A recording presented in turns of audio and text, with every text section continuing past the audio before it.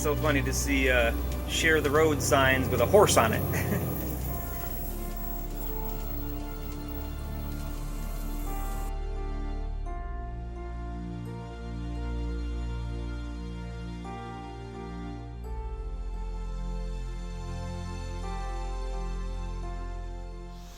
Don't know if you can hear it, but we are on Assateague Island. We're on the Maryland side. There's actually two halves to the island, and with doing a little research at the ranger station, we found out that actually we probably like this side better. There's only about 70 wild horses here. Yes, there's wild horses on an island. And about 70 of them, or 77, I think they said, right? 77. Yeah, 77 wild horses on the Maryland side, but they're completely free roaming, do whatever they want, come and go as they please. So yep. If you happen to see them, that's a little more special, because on the Virginia side, they've got them in a large fenced-in enclosure area, and there's like 150 of them, I think, on that side. So you're guaranteed to see a large group of horses while you're there, because they're consolidated a lot more densely packed in one area, and they also give them, I guess, veterinary care. They supplement with food too. Supplement their food, so they kind of become a little dependent. We just like the wild aspect of them over here on the Maryland side, but you can also hear some, I don't know if it's bugs or tree frogs, noisy neighbors. We had a pretty cool experience when we got here yesterday. We started driving around the island trying to find some horses, and then when we get back to camp, there's a ton of horses. It's of course nighttime, so it's dark, and there's tons of horses. There were actually 7 horses in the neighbor's lot next to us, tent camping. They were honking the horn like crazy and had headlights shining in our windows and stuff, so we went out to see what was going on. Well, I guess their daughter was a little scared of the horses being right there. One was lame and the guy said that he honked his horn at the horses, and he kind of looked at him and was like, plump, plopped down and just laid right in the middle of their campsite. So they were contemplating sleeping in their car because the daughter was too scared to sleep in the tent. The horses right there. So just kind of went over to them, and you're not supposed to approach the horses or anything, but they didn't know what to do, so I kind of just walked towards them and did the little, and they got up and took off, and they started hanging out over in our campsite, so we didn't care. But we tried to get some footage of them. It was, like I say, it was nighttime, it was dark, so I had a flashlight. They really didn't care that we were there. They were shining a flashlight at them. It's like, this is their island, and we're just here to enjoy them. So it was just really cool to have, I think at the time 6 of them came over to our campsite, but so six horses just wandering right around the motorhome. I was filming a few at one point in time. I heard a noise about 8 inches from my face. I turned, and boom, there was a horse just walking right next to my head.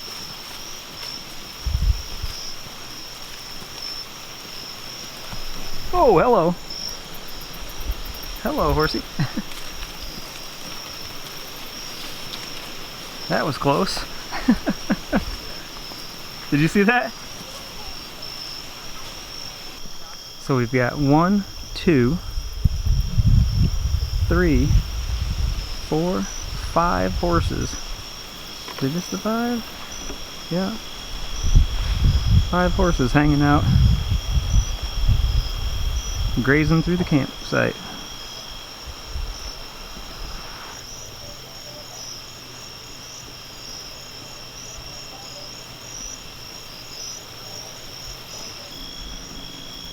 Somebody's interested in horses.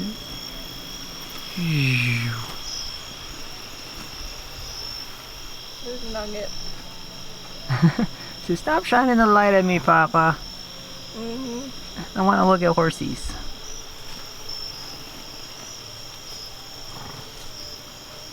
They're more like a large pony because of their diet. The diet is heavily salt enriched land. Okay, yeah. And then we asked the ranger, my mom was interested, we got some info from my mom, asked the ranger about how they survive the winters, and it didn't even dawn on us. She said that there's enough salt in the air from the misty salt water and stuff that when it does snow, the salt actually melts the snow fast enough that the grass doesn't die, so they can forage all winter long, and they get a little fluffier coat, have a little winter jacket on. They drink more water than normal horses too because of the salt diet.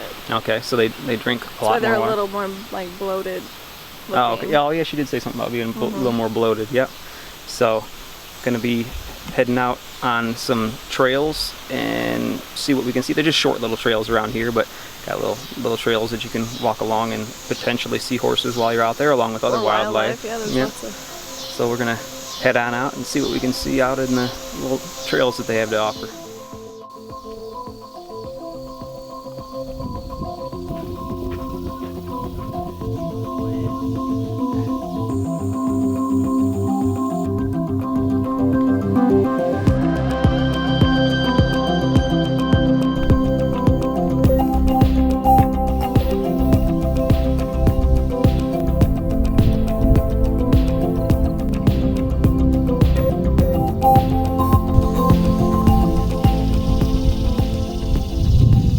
Nice and breezy here on the marsh this morning. They got a boardwalk that kind of just goes out over the marsh and back in. Lets you look at some of the, there's little crabs swimming around in the water. There's lots of birds, fish. There's, what was it, snow egret, I think it was. There's some snow egrets around. And we saw a hermit crab, unfortunately not alive, but he was washed up on shore. So there's hermit crabs right out in the water when you get down to the beach edge by the marsh. But it's pretty cool, just little ecosystem hanging out in the tall grass. So we retreated into the RV for a moment because it's like 85 degrees out and 94% humidity. It's hot. So there was a third trail, the Life of the Dunes trail, but it's walking through the sand in the middle of the sun, and it's already just wicked hot outside. So we returned to the solar powered AC to take a little break, and we're actually going to head off to, when we were pulling in, we saw a farm stand, local farmers market, farm stand type thing on the way in when we came in on Monday. So probably just going to drive down there and see if we can get some goodies at the farm market. And always look for more horses as we're traveling up and down the island.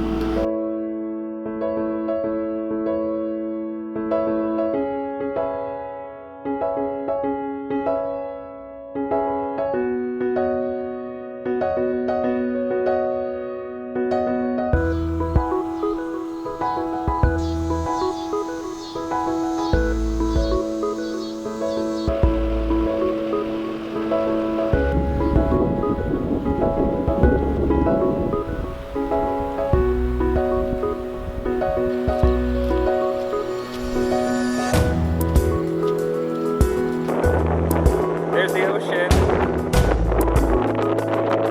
There's the campers.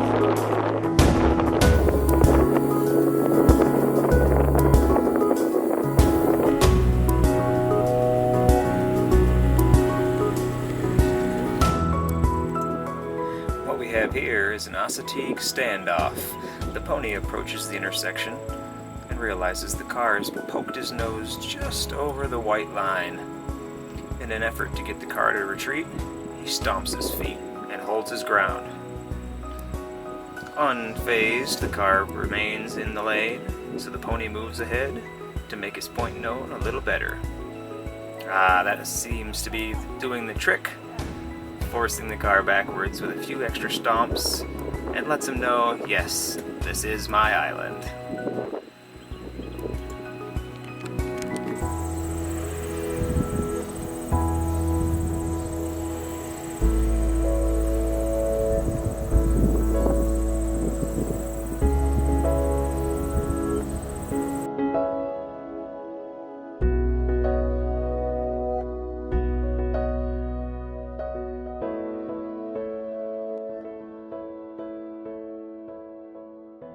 So there's oceanside and bayside camping, and currently the oceanside camp spots are going to be getting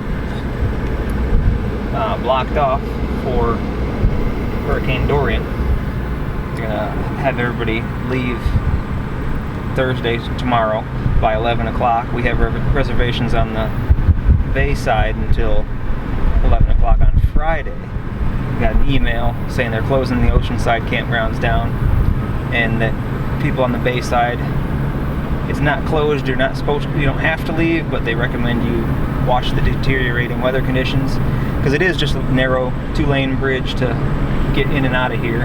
So us with a 38-foot giant block going over a pretty narrow 2-lane bridge with crazy winds might not be a good idea. So all these camp spots are pretty cool. They're probably a little sandy in this wind because I mean, you're right at the edge of the ocean. Well, not the edge. There's a little sand berm, it looks like, so you don't really have an ocean view, but you just have to hop, skip, and a jump over the berm to get to the ocean. But they're definitely closing those down. There's also, just down the way from the RV spots, there's walk-in sites where the people park here at the edge and you hike your tent in. It's basically just tent camping, but you hike all your gear in over past the shrubbery into the edge of the berm. So then you're just tent camping right on the beach.